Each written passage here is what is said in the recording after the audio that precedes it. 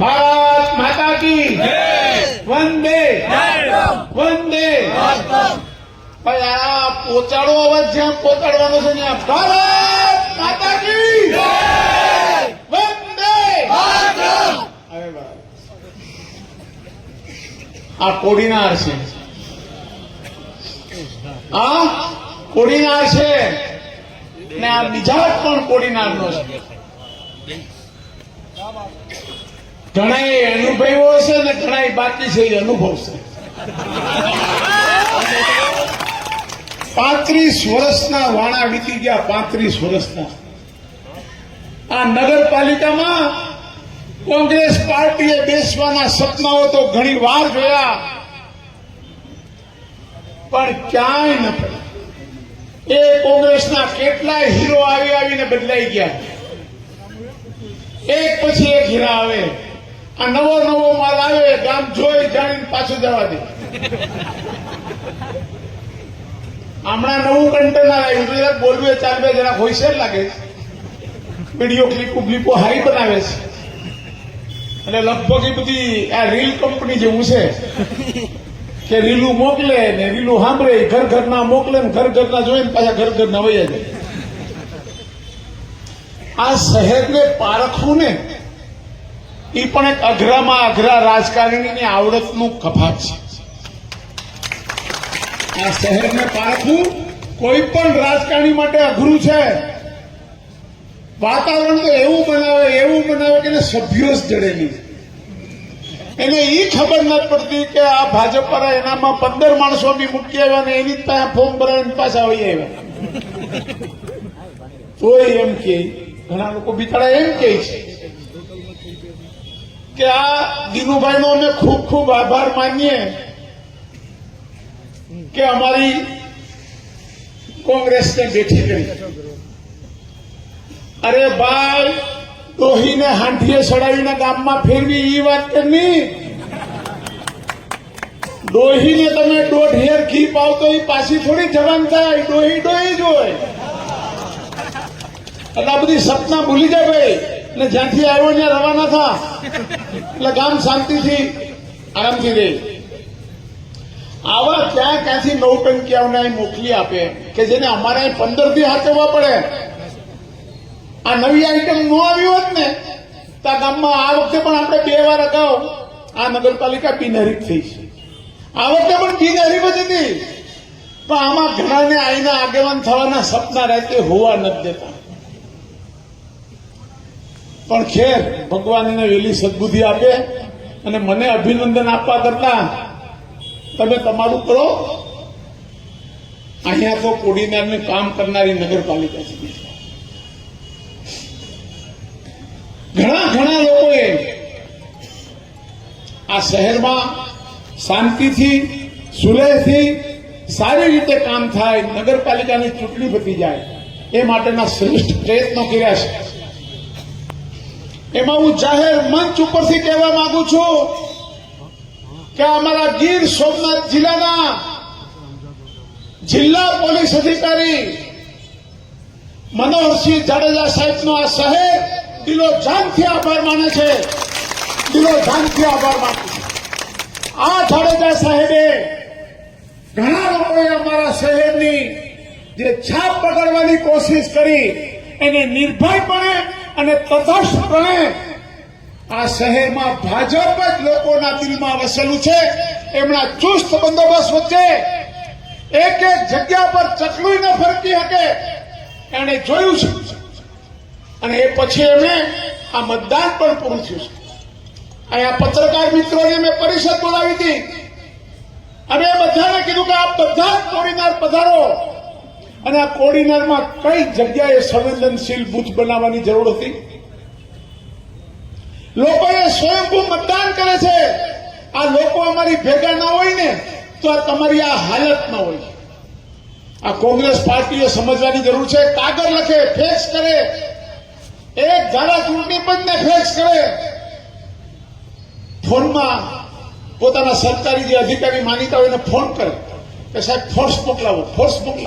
એટલે ભાઈ ફોર્સ છે અહીં ગોઠવેલી જ છે. ફોર્સ એક જગ્યા પર પોલીસ પેટ્રોલિંગ મસ્ત રીતે સરસ રીતે કામ કરતું હતું. આ શહેરને બદનામ કર્યું હતું. આ શહેરને જો કોઈએ પણ બદનામીમાંથી ઉગાડ્યું હોય ને એ આ કોડીનાર તાલુકાના તમામ નગરજનો, પ્રજાજનો, આગેવાનો અને એમાં ખાસ કરીને આપણા ગીર સોમનાથના પોલીસ ડિપાર્ટમેન્ટે કર્યું છે કે જેમણે જોયું છે કે જે પ્રમાણે અહીંયા કોડીનારને બદનામ કરવામાં આવે છે એવું અહીંયા કાંઈ નથી. મિત્રો, આમાં ઘણા લોકોને ઘણા ટાઈપનો રસ હોય. એ પોતાનું કામ કરે, પણ પહેલા મારે એટલા લોકોનો આભાર માનવો છે. મેં આપને કીધું એમ આપણા ડીએસપી સાહેબ જાડેજા સાહેબનો આપણે દિલોજાનથી આભાર માન્યો. આપણા પ્રાંત અધિકારી ઉનાના પરમાર સાહેબનો પણ આપણે દિલથી આભાર માનીએ કે એણે નિષ્પક્ષ ચૂંટણી યોજવાનો શ્રેષ્ઠ પ્રયત્ન કર્યો. આપણા મામલતદાર સાહેબનો આપણે આભાર માનીએ કે એમણે પણ ખૂબ સારી મહેનત ઉઠાવીને આ શહેરની ચૂંટણી શાંતિથી અને નિર્ભયપણે અને સંપૂર્ણ લોકશાહી ઢબે ચૂંટણી થાય એના શ્રેષ્ઠ પ્રયત્નો અહીંયાના અમારા તંત્રએ કર્યું છે. આ બધું જોતા જોતા ઘણાના પેટમાં તેલ રેડાતું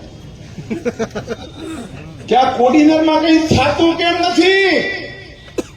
અમે જેટલા સરકારી અધિકારીઓ નામ લીધા ને એ લોકોએ તટસ્થપણે પ્રજાજનોના વિશ્વાસથી પ્રજાજનોના કલ્યાણ હશે ખૂબ સારો ભાવી.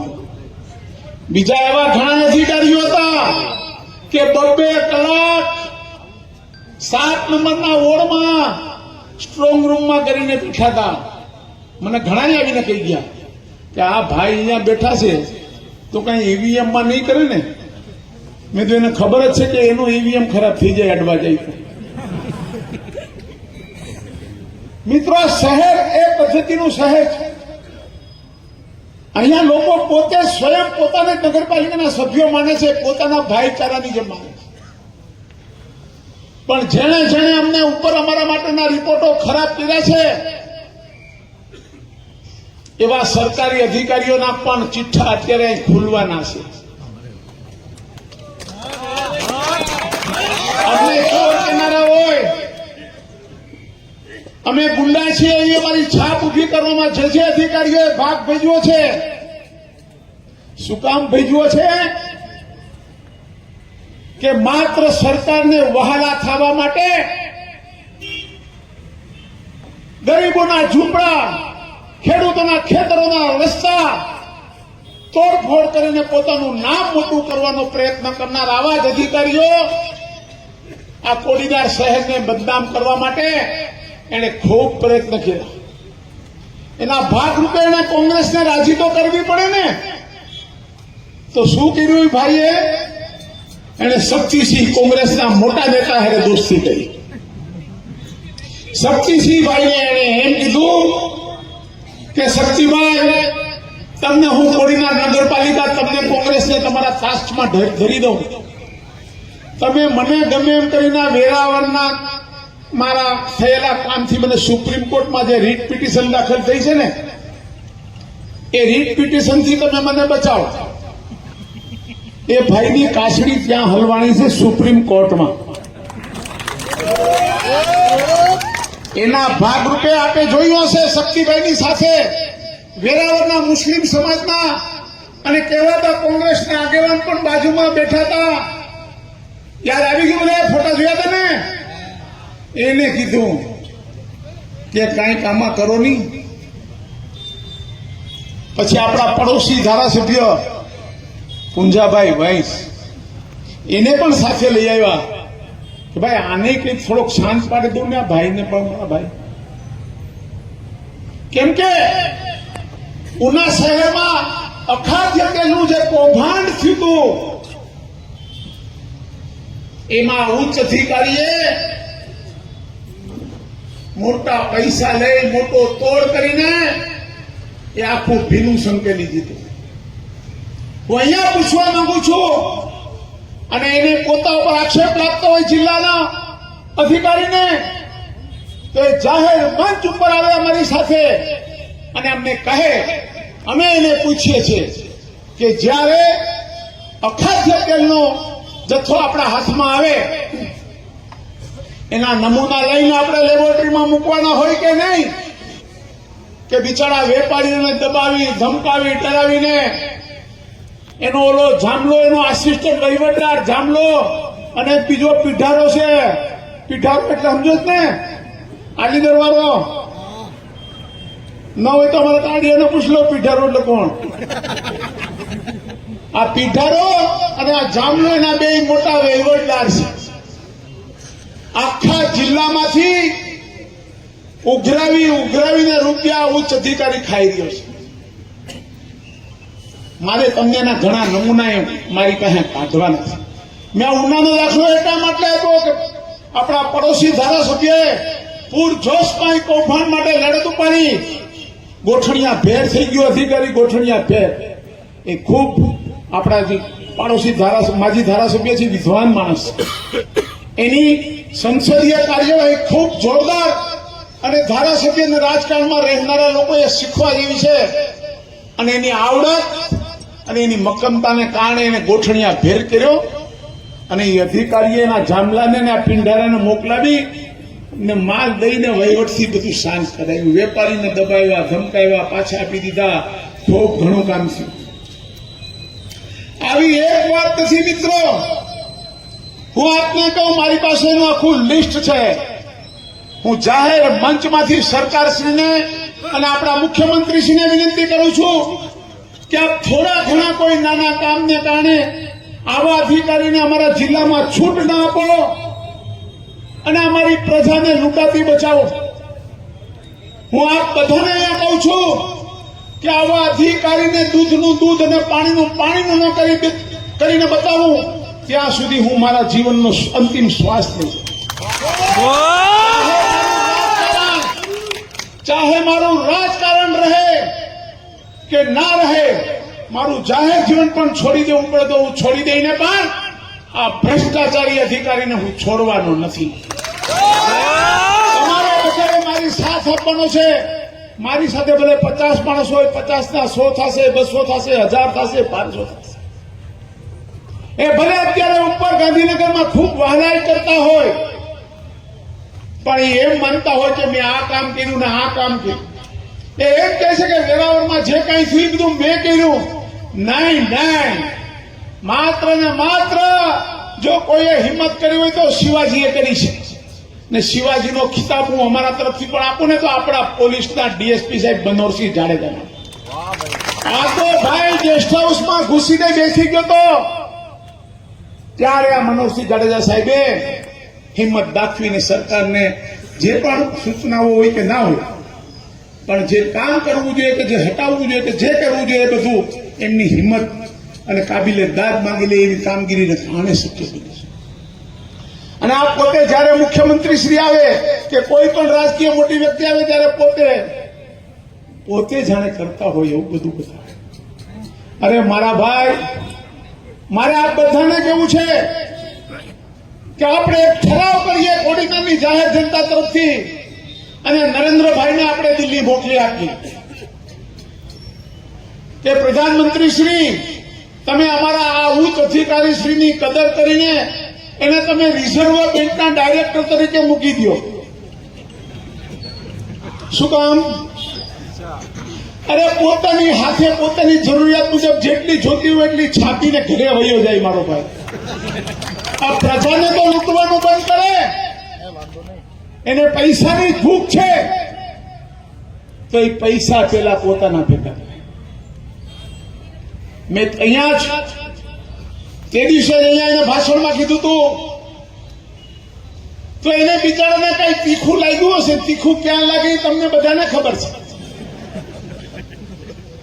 એને શું કર્યું? મને ડરાવવાનો પ્રયત્ન કર્યો. મને અત્યારે મારે છે ને મારી જમીનો હોય, મારા ક્રશર હોય, મારી કોઈ પણ પ્રોપર્ટી હોય, મારા પેટ્રોલ પંપો હોય, એ બધું બિચારો ફૂટપટ્ટી લઈને મામલતદારોને બધાને મોકલે.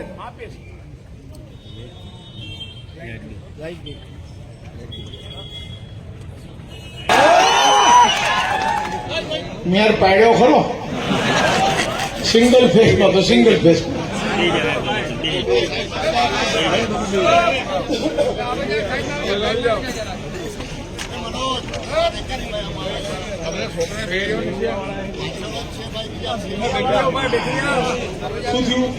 આડા તમે બેસી જાઓ તો બધા વધારે બેસી જાઓ.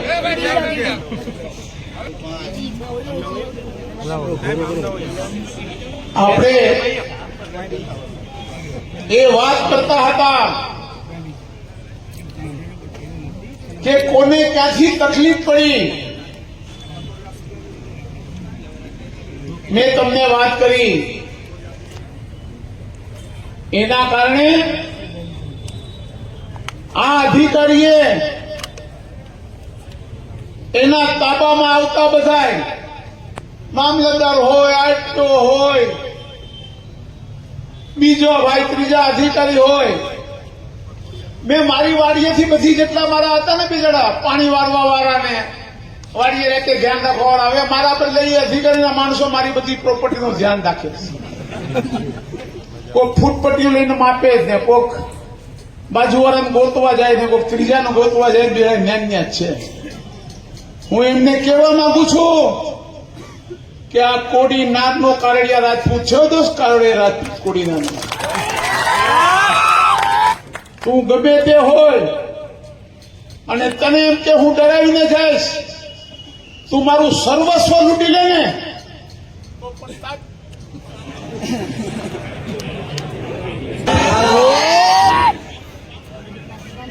માતાજીની જ્યાં મારા એને બેઠી તો લાગે ન એટલે હું હાલમાં જ નથી.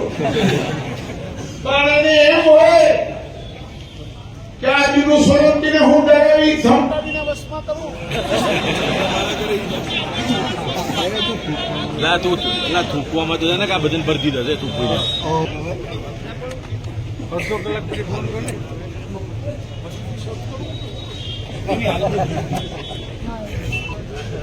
આ અધિકારીમાં સમજોશ કે નહીં? કોણ? કલેક્ટર. આણે ગઈકાલે બધામાં મોકલ્યું કાઢ્યો કે દીદું ઝૂકી જાય. તારી 7 પેઢી આવે ને, 7 પેઢી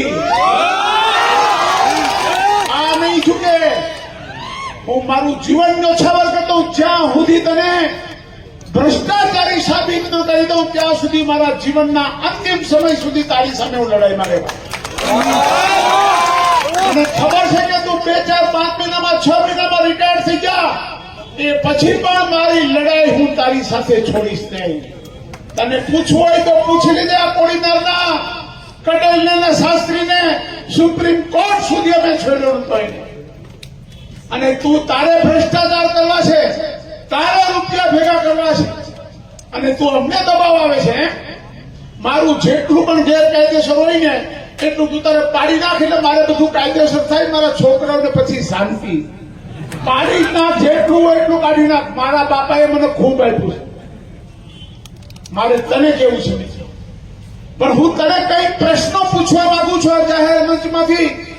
હું ગુજરાત સરકારને પણ વિનંતી કરું છું, મુખ્યમંત્રી શ્રીને પણ વિનંતી કરું છું કે મારા મુદ્દાઓનું તમે ધ્યાનથી અમારી સાર્વજનિક રજૂઆતના રૂપમાં લઈ અને આ ઉચ્ચ અધિકારી ઉપર સીબીઆઈ કક્ષાની એસીબીની તપાસ મુકાવવા અમારી હાર્દિક વિનંતી છે. અમારા મુદ્દાઓ ખોટા હોય તો એમને જે પણ કાયદેથી થતું હોય ભલે મારી પર કરે, પણ અમારા મુદ્દાઓની તપાસ ગુજરાત સરકાર કરાવે એવી વિનંતી છે.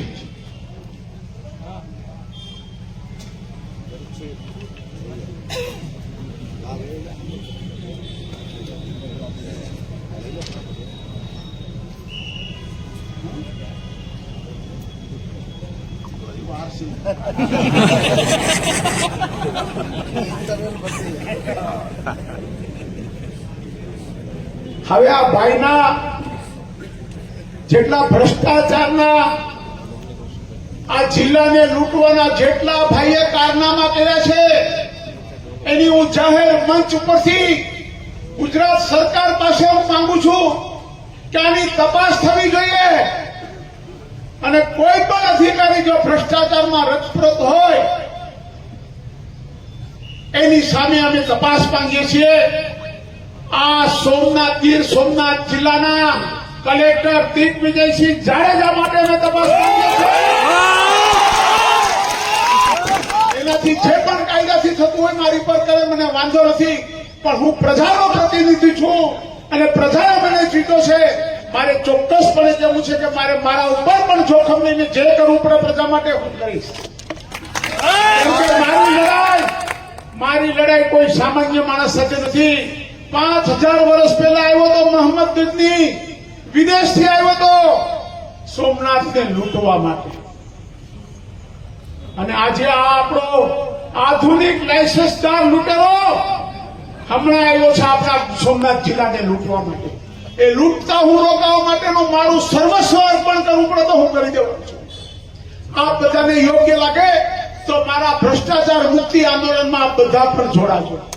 આવનારા દિવસોમાં હું સોમનાથ જિલ્લાને ભ્રષ્ટાચારમાંથી મુક્ત કરવા માટેનું એક આંદોલન ચલાવવાનો છું. અને અત્યારે તો માત્ર ને માત્ર આ જિલ્લા કલેક્ટર ઉપર જ મારું કામ કેન્દ્રિત છે. એની હું વાત કરવા માંગુ છું. વેલાવરમાં તમે જોઈ હશે, ચોપાટી જોઈ છે દરિયા કિનારે નવી ચોપાટી બની. આ ચોપાટીના કોન્ટ્રાક્ટરે કામ મોડું કર્યું. ચોપાટીમાં કોન્ટ્રાક્ટરે કામ મોડું કર્યું તો એની પેનલ્ટી આવી.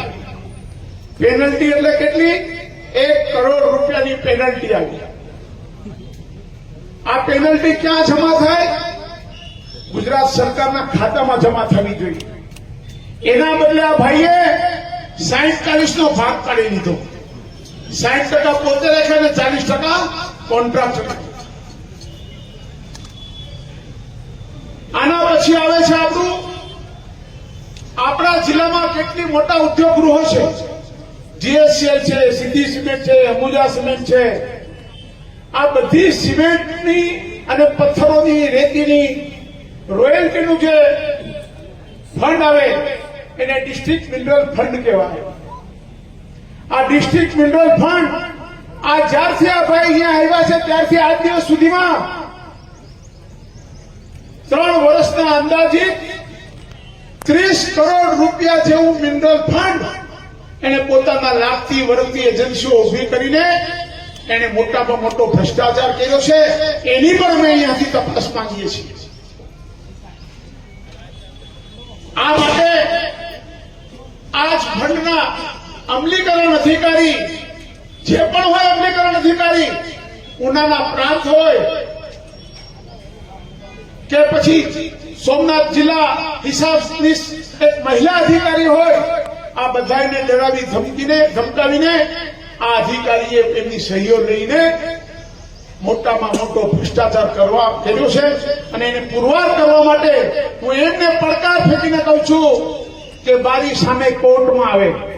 આના મારી પાસે જે આધાર પુરાવા છે ને એ હું કોર્ટમાં રજૂ કરવાનો છું. કોર્ટમાં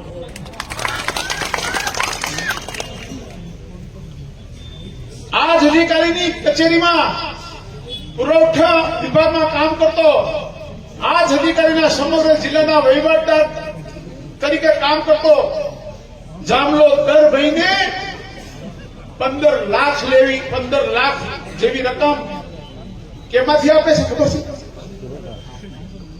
સસ્તા અનાજ ની દુકાનો વાળા પાસેથી, મધ્યાહન ભોજનના યોજનાના અનાજમાંથી અને આંગણવાડી યોજનામાંથી, કે જે ગરીબોના મોઢે અનાજ જાય છે. ગરીબોના મોઢે અનાજ સરકાર અને આપણા નરેન્દ્રભાઈ મોદી ગરીબોને મફત રેશન આપે છે. એ રેશનના કારા કારોબાર કરવાની છૂટ આપીને એમાંથી પણ મહિને 15 લાખ રૂપિયા લે છે. ગરીબોના મોઢે જતા કોરિયામાંથી ખાનારો માણસ કેવો હોય ને એ પ્રજાએ વિચારવાનું છે. ગીર સોમનાથ જિલ્લાની અંદર દરિયા કિનારા ઉપર ચાલતે જેટલા પણ કામો હોય એમાં સૂત્રાપાડા જેટી હોય, વેરાવળ જેટી હોય, માઢવાડ જેટી હોય, આ બધા કોન્ટ્રાક્ટર પાસેથી આ પોતે રૂપિયા 3-3 લાખ જેવો મહિને હપ્તો લે છે. ગીર સોમનાથ જિલ્લાના જેટલા બી ક્રશર પ્લાન્ટ છે, ભરડિયાઓ છે, મારે પોતાને પણ જ છે. આ બેઠો છે હજી મારી પાસે સોગંદનામું મને કરી દેવું પડશે. એને પણ એને મહિને એક પ્લાન્ટ દીઠ આ બધા કરસરો વાળાએ એક પ્લાન્ટ દીઠ મહિને 1.5 લાખ રૂપિયા આ જિલ્લા અધિકારી આપે છે. આવી જ રીતે નદીના રેતીના સપ્લાયર હોય કે કોઈ પણ મિનરલ આવતું હોય ગીર સોમનાથ જિલ્લાની હદમાં પ્રવેશે ને એટલે આ ભાઈનો પોતાનો ટેક્સ લાગી જાય. મારે તમને કહેવાનું છે મિત્રો કે આપણા ગામમાં એક પેલું કેટલામાં મળતું પેલા કેટલા રૂપિયામાં 30 રૂપિયામાં અત્યારે કેટલામાં મળે 70 રૂપિયા. આ 20 રૂપિયાનો ટેક્સ છે ને આ ભાઈનો ટેક્સ છે, જિલ્લા અધિકારીનો ટેક્સ છે. આને ગરીબોના મકાન માટે રેતી હોય કાંકરી હોય પથ્થરો હોય કોઈને છોડતો નથી. એની આખી ટીમ એને છૂટી મૂકી છે અને લોકો પાસેથી જેવી રીતે જ્યાંથી પણ હાથમાં આવે એવા પૈસા ભેગા કરી. તમને થોડા સમય પહેલા તમને ખ્યાલ આવ્યો છે પ્રાસલી યાર્ડમાંથી સસ્તા અનાજનું એક મોટું કૌભાંડ બહાર આવ્યું હતું. આ કૌભાંડનું શું થયું? આ જાહેર પ્રજા તમારી પાસે જાહેર અધિકારી તરીકે અમે હિસાબ માંગીએ છીએ કે તમે આમાં શું કર્યું? કાદુભાઈ નામના વેપારી અને મુકેશ રૂપારેલ નામના વેપારી તમે એક કલેક્ટર દરજ્જાના માણસ થઈને તમે આ બિચારાઓને બધાને રાત આખી માર્યા, ધમકાવ્યા, ઘરાટ પુલાતો લેવડાવી અને કેટલા રૂપિયા લીધા?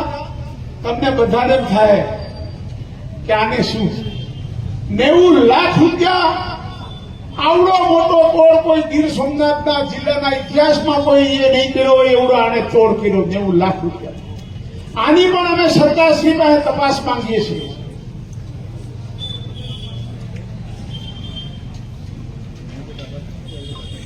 ઉના મુકામે મેં તમને તેલના કૌભાંડની વાત કરી, એમાં પણ એના બે વહીવટદાર જામલો ને એલો પીઠારો.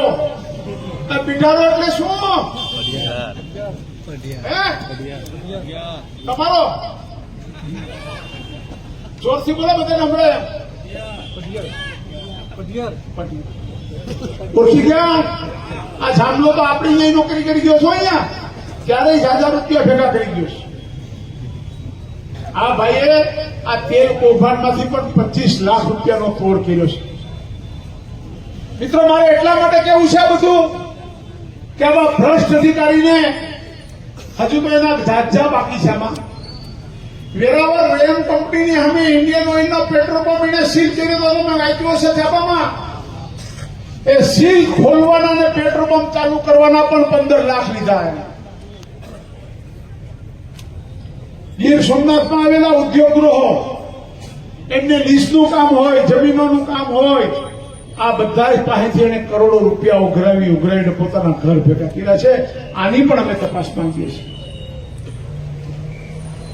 અને આનાથી પછી સારી વાત કહું, આમાં પછી સાંભળજો, સરકારી અધિકારીઓ ખાસ આવે બિચારા મહેનત કરે, તલાટી, સર્કલ, નાયબ મામલતદાર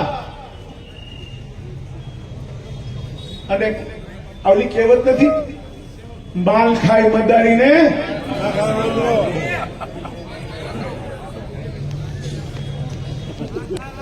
આ બધા નાના અધિકારીઓ પાસે સહી સિક્કા કરાવે, નોટો લખાવડાવે અને માલ સીધો પોતે કટકટાવે છે. હવે હું તમને કહું, આ બધા મને પૂછતા હોય કે આપણા કોડીનારમાં પેલા મકાન કેટલામાં મળતું? એક મકાન કે પ્લોટ કેટલા મળતો? 8 થી 10 લાખ ને અત્યારે તમને શું ભાવમાં પ્લોટો મળે છે? શું કામ?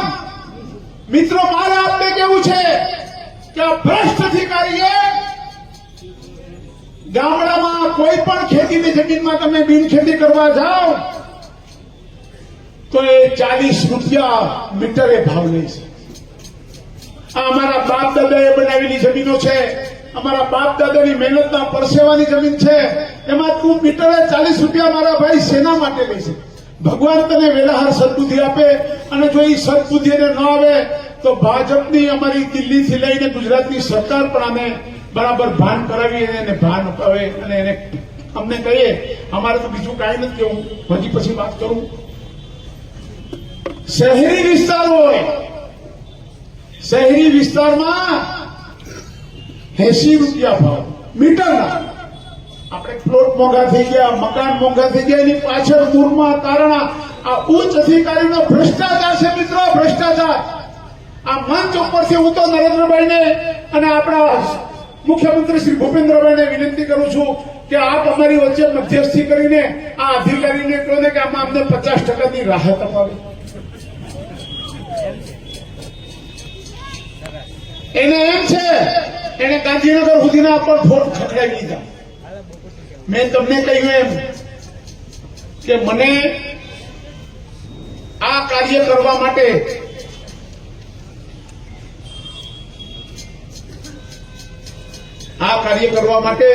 મને પ્રજાએ પ્રેર્યો છે. એટલા માટે પ્રેર્યો છે કે એને એમ કે મને જિલ્લામાં કોઈ રોકતું નથી, ટોકતું નથી. દરેક સરકારી કર્મચારીઓને દબાવી ધમકાવીને પોતે ક્યાંય સહી ન કર્યો એટલો હોશિયાર માણસ. પેલા પોલીસમાં હતા, પછી આમાં આવ્યા, એટલે એમને બધી બાકીની બધી આવડત તો એની પાસે હોય જ. આરોપીઓને, બિચારા વેપારીઓને, ખેડૂતોને, લીઝ ધારકોને ધમકાવવા, ડરાવવા. એને એવું હતું કે હું આનું આમ કરી લઉં, આનું તેમ કહી લઉં. પણ ભારત તમને કેવું છે કે જે મારા સોમનાથ જિલ્લાના ગરીબ ખેડૂતોની, ગરીબ મકાન માલિકોની, ગરીબ ઝૂંપડામાં રહેનારા લોકોના મકાનો અને રસ્તાઓને, પોતાના ખેતરોના નારિયેળી આંબાઓ તોડી રહ્યો છે. હું આ જાહેર મંચમાંથી ગુજરાત સરકારને અને રાજકોટ કલેક્ટરશ્રીને હું વિનંતી કરું છું કે ન્યારી ડેમ ઉપર આદિરાજ ફાર્મ કરીને આ માણસનું, આ અધિકારીનું ફાર્મ આવેલું છે, એ ડેમના HFL એરિયાની અંદર આવેલું છે. આની ઉપર જો પગલા લઈ લે, અમે અરજીઓ પણ કરવાના છે.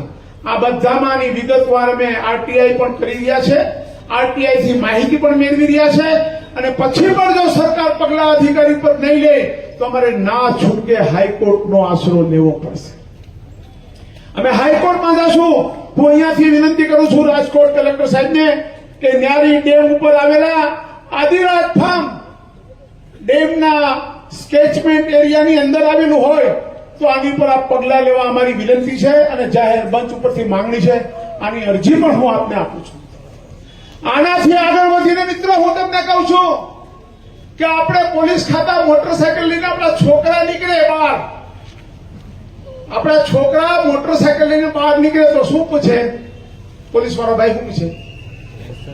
લાયસન્સ છે?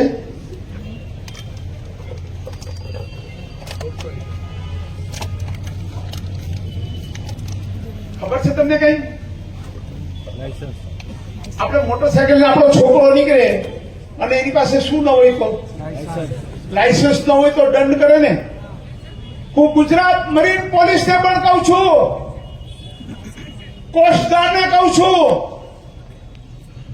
પોર્ટ વિભાગને કહું છું કે આ કલેક્ટર દિગ્વિજયસિંહ જાડેજાને આવડી મોટી માછીમારીની બોટ ચલાવવાની પરવાનગી કોણે આપી?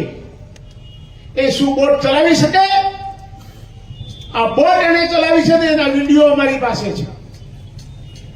જો આની લાયસન્સની જરૂરિયાત રહેતી હોય તો હું જાહેર મંચમાંથી કહું છું કે જેના કાર્યક્ષેત્રમાં આવતું હોય કાર્યક્ષેત્ર વાળા કામ કરે અને એમને પૂછે કે તમે આ બોટ તમારી પાસે કયું લાયસન્સ હતું કે કયો અધિકાર હતો એનાથી ચલાવી છે. એની વિડીયો પણ હું પ્રસિદ્ધ કરવાનો છું. એને હું કહું છું કે મારા વિરુદ્ધ કોર્ટમાં જાય. ઉચ્ચ અધિકારીને કહું છું મારા વિરુદ્ધ તમે કોર્ટમાં આવો, હું કોર્ટને તમામ પુરાવા આપીશ. એટલા માટે કહું છું કે મારી પાસે જાત બધા એફિડેવિટો ને બધું આવી ગયું છે. હું ડરતો નથી. હજી તો બંદૂકના લાયસન્સ વાળી વાત તો રહી જાય છે. તમારે રિવોલ્વર જોતી હોય ને આ ભાઈને બોલો, લાયસન્સ વાળીઓ 15 લાખ નહીં પણ 15 લાખ, એક લાયસન્સ ના 15 લાખ.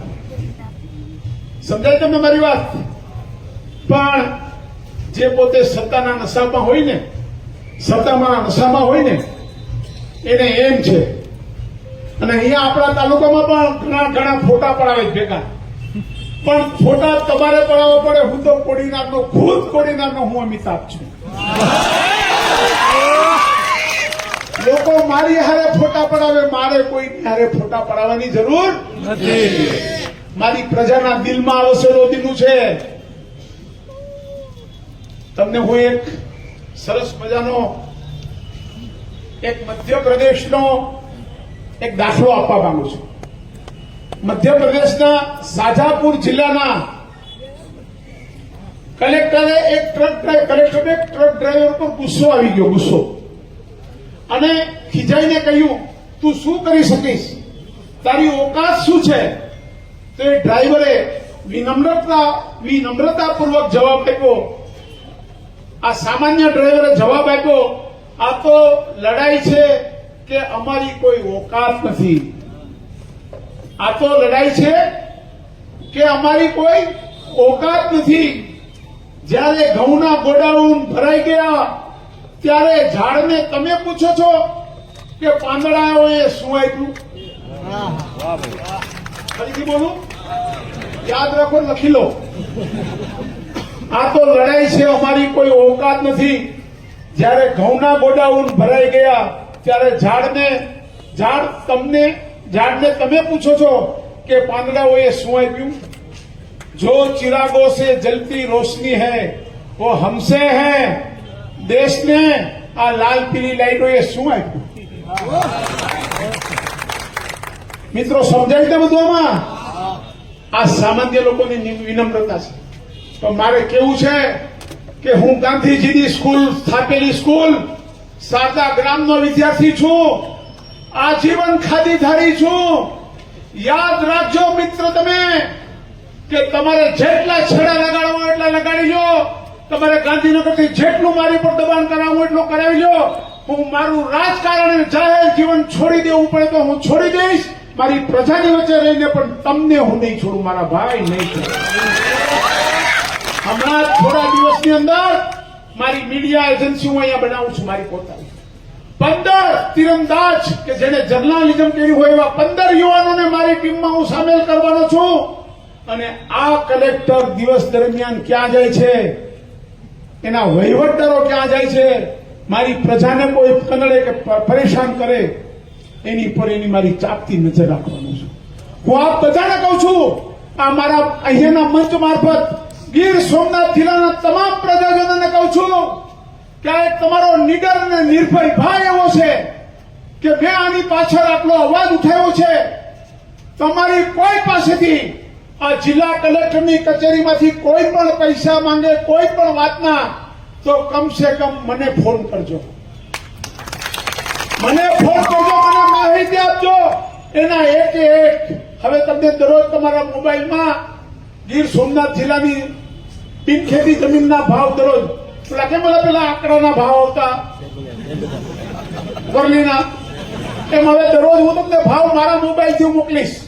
મારા ગ્રુપમાં તમે બધા જોડાઈ જાઓ. હું તમને ભાવ મોકલીશ કે આજે 140 છે, આજે 80 છે, 70 થયો, 50 થયો. આ 80 અને 40 માં 2 દિવસમાં ફેરફાર આવી જશે. આ 80 અને 40 માં બે ગ્રામ્ય વિસ્તારમાં સસ્તું થઈ જાય અને શહેરમાં થઈ જાય. હું ફરી વખત કહું છું કે આ ગાયકવાડી ગામ છે. ગાયકવાડીમાં સમજો છો ને તમે કે અમારી ચારે બાજુ નવાબી રાજ હતું.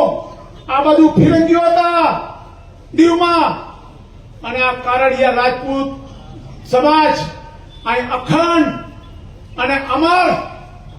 અમે ગાયકવાડ સરકાર સાથે રહીને અમારું અસ્તિત્વ ટકાવી રહ્યા.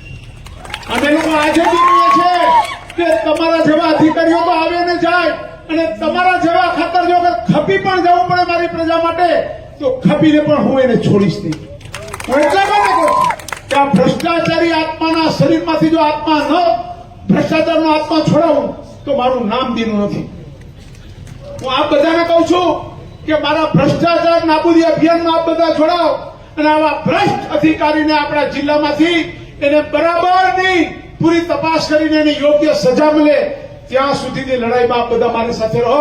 ફરી વખત સમગ્ર શહેરનો તમામ પ્રજાજનોનો, તમામ સરકારી કર્મચારીઓમાં એ ઉચ્ચ અધિકારી, કલેક્ટર સિવાય બધાનો ખૂબ ખૂબ આભાર. ફરી વખત આપ બધાએ આખી ચૂંટણી દરમિયાન જે પણ મદદ કરી, જે પણ સાથ સહકાર આપ્યો એ બદલ આપ બધાનો ખૂબ ખૂબ આભાર. વંદે માતરમ. ભારત માતા કી જય.